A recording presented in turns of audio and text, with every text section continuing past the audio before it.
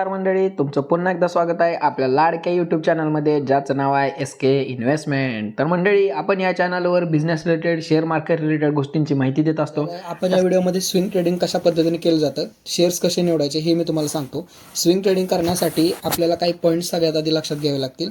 त्यामधला आपला पहिला पॉईंट काय, स्विंग ट्रेडिंग म्हणजे काय असतं, तर स्विंग ट्रेडिंगमध्ये आपल्याला मॅक्सिमम स्विंग ट्रेडिंगमध्ये आपल्याला 25% आपण टार्गेट ठेवतो. ठीक आहे, इक्विटीमध्ये शेअर्स बाईंग करतो. आपला स्टॉप लॉस आपण किती कन्सिडर करू, 10%चा स्टॉप लॉस किंवा 50%चा आपण स्टॉप लॉस यामध्ये कन्सिडर करतो. आणि आपलं जे काय टार्गेट असतं ते 20 ते 25% असलं पाहिजे. म्हणजे इथे तुमचा रिस्क रिवॉर्ड रेशो किती झाला, 1:1 हा आपला रिस्क रिवॉर्ड रेशो असतो. ठीक आहे, या पद्धतीनं काय केलं जातं, स्विंग ट्रेडिंग केलं जातं. आता स्विंग ट्रेडिंगमध्ये तुम्ही जास्त मोठ्या कंपन्या, म्हणजे ज्या कंपन्यांचं मार्केट कॅपिटल हे जास्त असतं, म्हणजे फॉर एक्झाम्पल 5 ते 6 लाख कोटीच्या मार्केट कॅपिटल असतं कंपन्यांचं, त्यामध्ये तुम्ही थोडंसं अवॉइड करायचं स्विंग ट्रेडिंग. कारण काय होतं, एका महिन्यामध्ये एखादी 5 लाख कोटीची जर कंपनी असेल आणि ती जर 10% वाढायची असेल, तर त्यामध्ये मिनिमम इन्व्हेस्टमेंट ही 50,000 करोडची इथं झाली पाहिजे. त्यावेळेस ती कंपनी 10% वाढेल, जे की थोडंसं अवघड होतं. ठीक आहे, त्याच्यामुळे आपल्याला काय करायचं असतो, अशा कंपन्या निवडायच्या ज्याचं मार्केट कॅपिटल हे 30 ते 40,000 करोडच्या कमी असेल. आता ही तर रिस्क असते, लक्षात ठेवा, रिस्क ही सगळीकडेच असणार. स्टॉक मार्केटच रिस्क आहे, त्याच्यामुळे तुम्ही एवढी रिस्क इथं घेतली पाहिजे. ज्याचं मार्केट कॅपिटल 30,000 40,000 करोडच्या आत आहे, ह्या कंपन्यामध्ये तुम्ही स्विंग ट्रेडिंगला तुम्ही घेऊ शकता. त्या कशा, आता त्याचं एक्झाम्पल बघायचं झालं तर 30,000 करोड जर एखादं मार्केट कॅपिटल असेल, ती कंपनी 10% सहज वाढू शकते. कारण त्याच्यामध्ये किती, 3,000 करोडची फक्त इन्व्हेस्टमेंट गरजेचं आहे, जे की एका महिन्यामध्ये एखाद्या कंपनीमध्ये होऊ शकते. ठीक आहे, म्हणजे ती शेअर्स किती वाढला, 10% तो स्टॉक काय झाला तर इन्क्रीज झाला. म्हणजे तुम्हाला इथं प्रॉफिट होऊ शकतं, म्हणजे 10% होईल किंवा 20% होईल, जे की 3,000 करोड 6,000 करोडची इन्व्हेस्टमेंट होऊन जाते त्यामध्ये. समजलं. त्याच्यामुळे कधीसुद्धा मोठ्या कंपन्या अजिबात तुम्ही स्विंग ट्रेडिंगला घेऊ नका, नाहीतर पैसे काय करावं लागतात, होल्ड करावं लागतात तुम्हाला शेअर्स, आणि मग तुमचे पैसे यामध्ये अडकून जातात. समजलं. त्याच्यामुळं काय करायचं, मार्केट कॅपिटल कमी ठेवायचं. त्याच्यानंतरचा नेक्स्ट पॉईंट काय, जास्त इथं तुम्ही ग्रीडी बनू नका. 25% जर तुमचं प्रॉफिट बुक होत असेल तर तुम्ही ते असणारं प्रॉफिट बुक करा, 25% किंवा 20%. एका महिन्यामध्ये तुम्हाला चांगल्या पद्धतीनं होऊन जातं एवढं प्रॉफिट, जर तुम्ही चांगले शेअर्स निवडले तर. ठीक आहे. 4 नंबरचा पॉईंट काय आपला, कंपनी अशी बघायची ज्याचं फंडामेंटल स्ट्रॉंग असलं पाहिजे. नाहीतर तुम्ही घेतलेली कंपनी जर एखादी निगेटिव्हमध्ये असेल सगळ्या गोष्टी, तिथं मात्र तुम्हाला भरपूर प्रमाणात लॉस होऊ शकतो. ठीक आहे. पण आपण स्विंग ट्रेडिंग करतोय, म्हणजे स्विंग ट्रेडिंग हे इंट्राडे ट्रेडिंग असेल किंवा ऑप्शन ट्रेडिंग असेल, ह्याच्यापेक्षा 100 पटीनं बेटर असतं. ठीक आहे. तुम्ही इथं जास्त अमाऊंट लावू शकता. एखाद्या शेअर्समध्ये तुम्ही इथं मिनिमम 20,000 किंवा 30,000 किंवा 40,000 आणि त्याच्या पुढे तुम्ही लावू शकता. ठीक आहे. फॉर एक्झाम्पल तुम्ही जर 50,000 एका शेअर्समध्ये इन्व्हेस्टमेंट करताय, ठीक आहे, तुम्ही सगळं फंडामेंटल चेक केल्यानंतर, आणि तो जर शेअर्स 25% वाढला, ठीक आहे, किंवा 20% आपण कन्सिडर करू जर वाढला, तर ह्यामध्ये तुम्हाला किती प्रॉफिट झालं, जवळजवळ 20% म्हणजे किती, 10,000चं इथं प्रॉफिट झालं तुम्हाला. समजलं.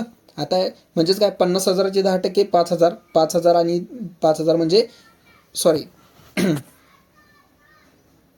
हां ठीक आहे, बरोबर. 50,000 तुम्हाला 5,000, इथं तुम्हाला 20% म्हटला 10,000 रुपये प्रॉफिट झालं. तुमची रिस्क जर समजा 10% असेल तर 5,000 लॉस घेऊन तुम्ही याच्यामधून बाहेर पडू शकता. पण ते की एका महिन्यामध्ये लॉस तेवढा होऊ शकतो. ठीक आहे, ना की 1-2 दिवसामध्ये. ऑप्शन ट्रेडिंगला एका 5 मिनिटामध्ये 10-15,000 रुपये तुम्ही घालवत असता, त्याच्यापेक्षा हे बेटर असतं. समजलं. या पद्धतीनं स्विंग ट्रेडिंग बघतो आपण. आता स्विंग ट्रेडिंगला शेअर्स कसे निवडला, सगळ्यात आधी तुम्ही स्क्रीनर नावाची ॲप्लिकेशन आहे, जे की प्ले स्टोअर तुम्हाला अवेलेबल आहे, त्याच्यामध्ये तुम्ही लॉग इन करा. ठीक आहे. लॉग इन केल्यानंतर इथं बघा, फीड तुम्ही मोबाईलमध्ये बघत असाल तर खालच्या साईडला तुम्हाला इथं स्क्रीन्स नावाचा ऑप्शन दिसतो, त्यावर तुम्ही क्लिक करायचं. स्क्रीनवर क्लिक केल्यानंतर इथं सगळ्या प्रकारचे सेक्टर आहेत बघा, ब्राउज सेक्टर म्हणून. तिथं सगळे सेक्टर आहेत, एरोस्पेस असेल, डिफेन्स, ॲग्रोकेमिकल, सिमेंट असेल, त्याच्यानंतर crude oil, natural gas, diamond असेल, इडेबल ऑइल असेल, हेल्थकेअर असेल, हॉटेल, मायनिंग, त्याच्यानंतर मिशेलियस असेल, पॅकेजिंग, पेपर, पॉवर इन्फ्रास्ट्रक्चर, रेल्वेचं, शुगरचं, सगळ्या प्रकारचे सेक्टर आहेत. स्विंग ट्रेडिंग करताय म्हणजे तुम्ही काय करताय, असे शेअर्स निवडताय. ठीक आहे, लक्षात ठेवा, स्विंग ट्रेडिंग तुम्ही 1 महिन्यापर्यंत 2 महिन्यापर्यंतच करताय. सो फॉर एक्झाम्पल आपण 1 महिना कन्सिडर करा, तुम्ही असे शेअर्स निवडणार आहे जे की येणाऱ्या 1 महिन्यामध्ये 20% किंवा 25% वाढणार आहे असं तुम्हाला वाटते. मग असे शेअर्स कसे निवडणार तुम्ही, तर तुम्ही सीझननुसार निवडायचे. फॉर एक्झाम्पल आता जर समजा जून जुलै चालू असेल, तर आपण काय करतो, जून जुलैमध्ये ॲग्रोकेमिकल, म्हणजे पेरणी वगैरे होते, पाऊस वगैरे पडतो, म्हणजे काय, ॲग्रोकेमिकल जे सेक्टर असतं, त्याच्यानंतर ॲग्रिकल्चर सेक्टर असतं, त्यामध्ये जास्त प्रमाणात तुम्हाला प्रॉफिट बघायला मिळतं. मग त्या सेक्टरमध्ये ते शेअर्स निवडायचे. ठीक आहे. म्हणजे त्यामध्ये आपण दिला होता बघा जूनमध्येच PPL दिला होता. ठीक आहे, प्रकाश पाईप नावाचा, जे की ह्यामध्ये 40 ते 50% प्रॉफिट इथं तुम्हाला दिसल. ठीक आहे, आपल्या ग्रुपवर तुम्हाला हे बघितलेलं असेल. ठीक आहे. त्याच्यानंतर आता येणारा कोणता सीझन आहे, आता तुम्ही सिमेंट वगैरे सेक्टरमध्ये तुम्ही स्विंग ट्रेडिंग करू नका, कारण हे सेक्टर काय असतं थोडंसं नॉर्मलाईज चाललेलं असतं. कारण काय असतं कन्स्ट्रक्शन वगैरे थोडंसं पावसामध्ये बंद असतात. ठीक आहे. आता तुम्ही फार्मा कंपनीमध्ये इन्व्हेस्टमेंट करू शकता, कारण थंडीचे दिवस येणार आहेत, म्हणजे लोक आजार वगैरे जास्त पडतात थंडीमध्ये आणि पावसाळ्यामध्ये, कारण इथं जास्त प्रमाणात संसर्गजन्य रोग होत असतात. समजलं. त्याच्यानंतर अजून कोणतं सेक्टर असेल जे की येणाऱ्या काळामध्ये वाढणार असेल. आता जसं गव्हर्नमेंट काय केलं, जसं न्यूजमध्ये होतं की सेंट्रल गव्हर्नमेंटनी 15% पेट्रोलमध्ये मिक्स इथेनॉल होणार आहे, त्याच्यामुळे इथेनॉल कंपन्या असतील त्या वाढणार आहेत. म्हणजेच कोणते, शुगर इथं सेक्टर दिसेल बघा तुम्हाला, शुगर. ठीक आहे, त्यावर क्लिक केलं की इथं सगळ्या शुगरच्या कंपन्या, इथं तुम्हाला सगळ्या प्रकारे अनालिसिस पाहायला मिळून जातं.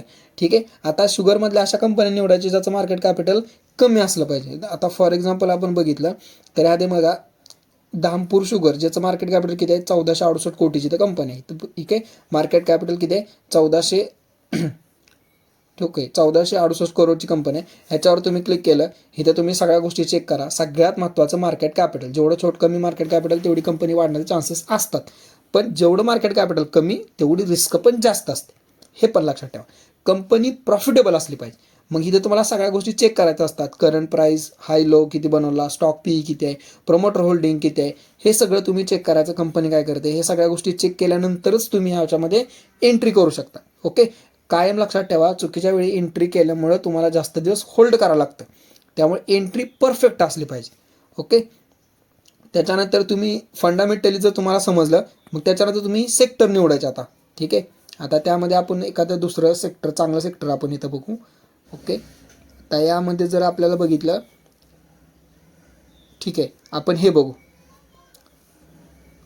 एरोस्पेस आणि डिफेन्स सेक्टर बघू. ठीक आहे. आता त्याच्यामध्ये काय हो, आता जसं की तुम्ही बघताय मागच्या काही वर्षापासून काय गव्हर्नमेंट सेक्टर एकदम स्पीडनं वाढते. का स्पीडनं वाढतंय, की स्टेबल गव्हर्नमेंट आल्यामुळं PUC सेक्टर आहे, पब्लिक सेक्टर अंडरटेकिंगच्या कंपन्या, त्या सगळ्या स्पीडनं वाढतात. ठीक आहे. त्याच्यामध्ये सगळ्या डिफेन्स कंपन्या असतील, ह्या सगळ्या चांगल्या पद्धतीनं वाढत आहेत. ओके. आता एखादी आपण अशी कंपनी बघायची जे की चांगल्या प्रकारे ग्रोथ करत आहे. ओके. समजा इथं सोलार इंडस्ट्रीवर आपण क्लिक केलं, इथं बघा ह्याचं मार्केट कॅपिटल किती आहे, 97,000 करोडचं मार्केट कॅपिटल आहे. ठीक आहे. आता 97,000 करोड म्हणजे काय, जास्त म्हणजे मोठ्या प्रमाणात मार्केट कॅपिटल आहे. ठीक आहे. आता इथं मार्केट कॅपिटलवर तुम्ही एकदा क्लिक केलं ना, तर काय होतं, लो टू हाय इथं तयार झालं. म्हणजे काय, सगळ्यात डिफेन्स सेक्टरमधली सगळ्यात हाय मार्केट कॅपिटल कोणते आहे, तर हिंदुस्तान एरोनॉटिक HAL आहे. ठीक आहे.